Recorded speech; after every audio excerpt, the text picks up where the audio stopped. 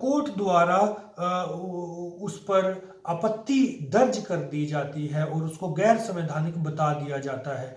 अब ऐसे में होता क्या है कि आलोचक ये मानते हैं कि यदि कानून बनाने का जो कार्य विधान पालिका से ले लिया जाए और प्रत्येक कानून पर न्यायपालिका द्वारा ऑब्जेक्शन लगा दिया जाए और प्रत्येक कानून की व्याख्या न्यायपालिका करती रहे, तो ये एक तरह से न्यायिक तानाशाही स्थापित हो जाएगी। तो कोई भी कानून विधान पालिका नहीं बल्कि न्यायपालिका द्वारा अंतिम रूप जो है दिया जाएगा। तो हम न्यायपालिका को किसी भी सूरत में किसी भी कानून को लागू करने की शक्ति या बनाने की शक्ति नहीं दे सकते, या उसमें सुधार करने की शक्ति जो है वो न्यायपालिका को नहीं दे सकते। तो ये भी आलोचकों का एक बड़ा मत है। अब बात करते हैं कि न्यायिक पुनर्निरीक्षण की शक्ति जिसे न्यायपालिका को दिया जाता है, क्या वो औचित्यपूर्ण है या इसको खत्म कर दिया जाना चाहिए, या फिर इसका कोई महत्व है क्या?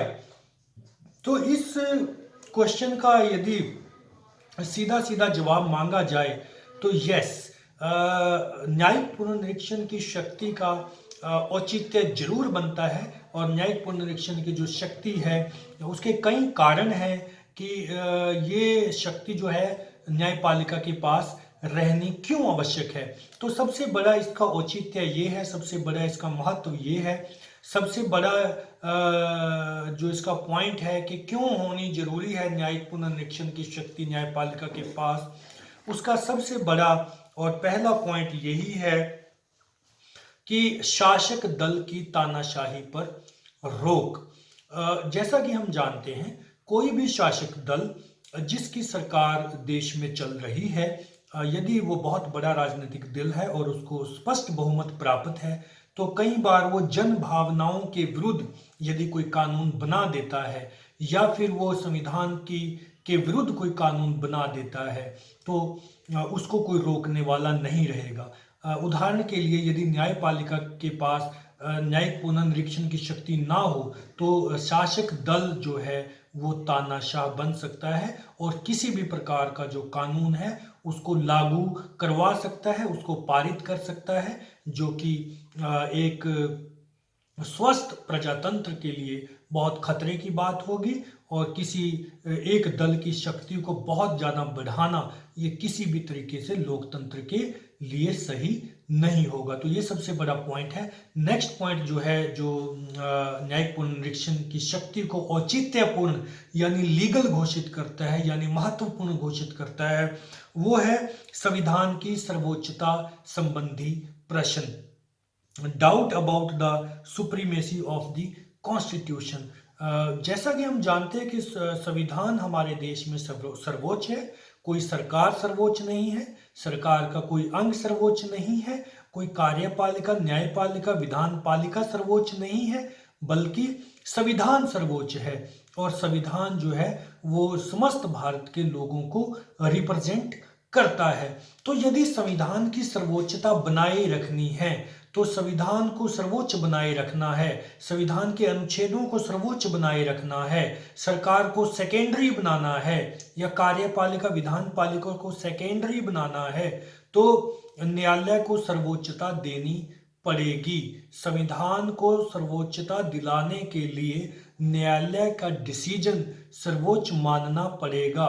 न्यायालय को न्यायिक पुनर्निरीक्षण की शक्ति देनी पड़ेगी, अन्यथा संविधान के विरुद्ध यदि कोई दल कानून बना देगा या कोई निर्णय सरकार का कोई अंग कार्यपालिका या विधान पालिका संविधान के खिलाफ कोई डिसीजन ले लेंगे, उसको चैलेंज करने वाला कोई और नहीं रहेगा। इसलिए जो है न्यायिक पुनर्निरीक्षण की शक्ति को न्यायालय को देना बहुत लाजमी है, बहुत जरूरी है।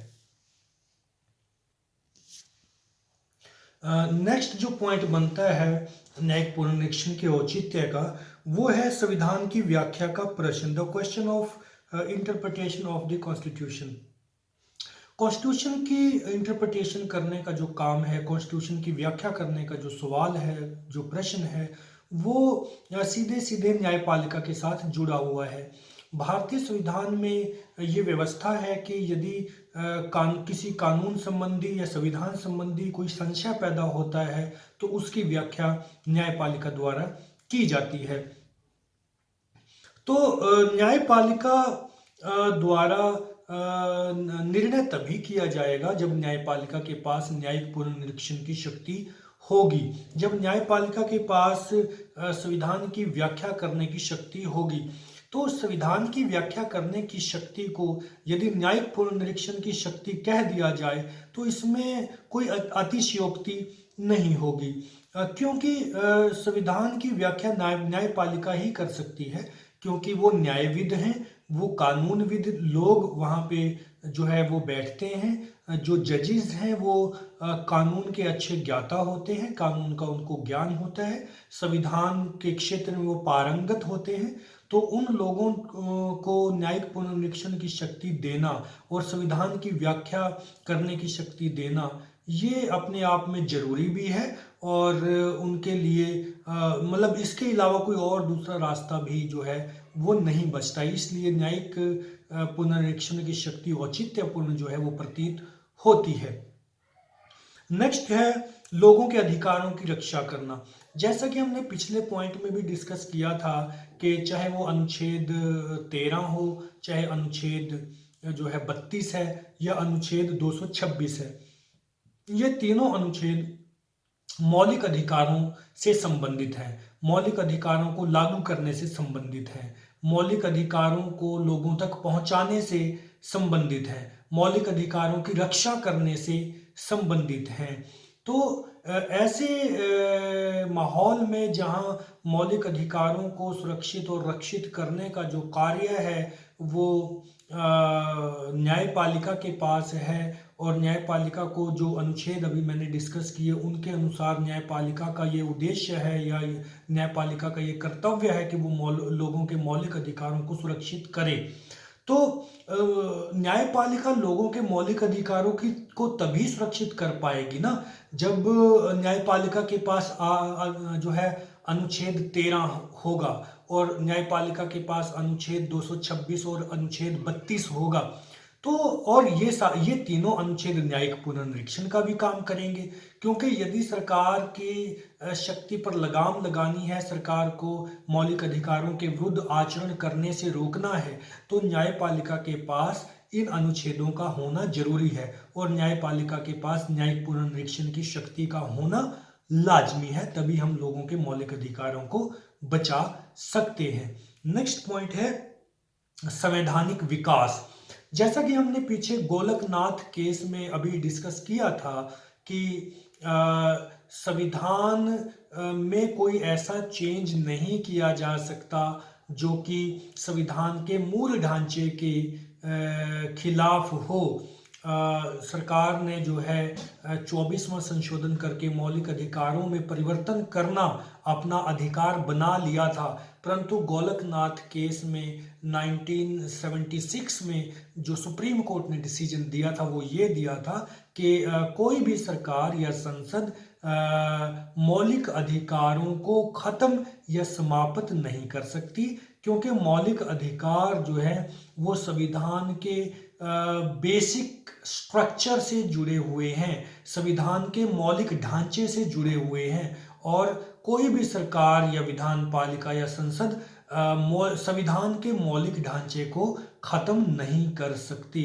तो इसलिए ये संविधान के मौलिक ढांचे की जो अवधारणा पैदा हुई है, संविधान के मौलिक ढांचे का जो प्रश्न पैदा हुआ है, संविधान के मौलिक ढांचे का जो विचार या सिद्धांत हमारे सामने आया है वो न्यायपालिका ने दिया है। इस तरह से न्यायपालिका ने संविधान का विस्तार किया है, संविधान को प्रमुखता से बताया है, संविधान की व्याख्या की है, संविधान को बढ़ाया है। संवैधानिक जो कल्चर है भारत में, संवैधानिक कल्चर यानी संविधान को बचाने का जो प्रयास है भारत में, उसकी तरफ जो है एक नया कदम जो है वो न्यायपालिका ने बढ़ाया है। नेक्स्ट पॉइंट है संघात्मक प्रणाली के कुशल संचालन के लिए जरूरी। जैसा कि हम जानते हैं कि we have federal system of polity. हमारे यहाँ दो प्रकार की सरकारें बनती हैं, केंद्र में भी और राज्यों में भी, और अनुच्छेद 246 के तहत दोनों सरकारों के कार्य और शक्तियों को अलग अलग विभाजित किया है। अब दो प्रकार की सरकारें हैं तो ये भी संभव हो जाता है, ये भी स्वतः समझने वाली बात है कि दोनों प्रकार की सरकारों के बीच में कहीं ना कहीं विरोध भी उत्पन्न हो सकता है। तो ऐसे विरोध को फिर दूर कौन करेगा? इस विरोध को दूर करने के लिए यदि किसी सरकार ने, केंद्र सरकार ने या राज्य सरकार ने अपने दायरे से बाहर जाकर कोई कानून बना दिया, कोई नीति, कोई नियम बना दिया, या राज्य सरकार ने अपने दायरे से बाहर जाकर कोई नीति या नियम या कानून बना दिया, तो उसको कौन ठीक करेगा या उसकी कौन रक्षा करेगा? तो ऐसे में न्यायिक पुनर्निरीक्षण की शक्ति न्यायपालिका को देनी अनिवार्य है, ताकि वो दोनों सरकारों के बीच में सामंजस्य बना सके और सही को सही और गलत को गलत जो है वो साबित कर सके। इसलिए भी न्यायिक पुनर्निरीक्षण की शक्ति जो है वो औचित्यपूर्ण है। इसके अलावा कानून के शासन को संभव बनाने के लिए, क्योंकि भारत में कानून का शासन को अपनाया गया है, इस सिद्धांत को अपनाया गया है कि कानून से ऊपर कोई भी नहीं होगा और संविधान से ऊपर कोई बड़ा, संविधान से बड़ा कोई कानून नहीं होगा और कानून से बड़ा कोई व्यक्ति नहीं होगा, चाहे वो राज्य सरकार है, चाहे केंद्र सरकार है, चाहे कोई व्यक्ति है, चाहे कोई संस्था है। कानून सबके ऊपर समान रूप से लागू होगा और कानून की नज़र में सब समान होंगे। कानून की नज़र में कोई भेदभाव नहीं होगा। राजा रंक सब कानून के सम्मुख समान होंगे। तो कानून के सम्मुख समानता को बनाए रखने के लिए, इस सिद्धांत को बनाए रखने के लिए न्यायपालिका को सर्वोच्चता देना, न्यायपालिका को न्यायिक पुनर्निरीक्षण का जो अधिकार देना, वो बहुत लाजमी है। तो दोस्तों ये था न्यायिक पुनर्निरीक्षण की शक्ति। हमने डिस्कस की न्यायिक पुनर्निरीक्षण की शक्ति किस प्रकार से, इसका अर्थ क्या है और किस प्रकार से ये भारत में लागू है और इसका औचित्य क्या है या इसका महत्व क्या है, ये हमने पूरा डिटेल में डिस्कस किया। वीडियो को लाइक और शेयर जरूर करें। Thank you so much for watching.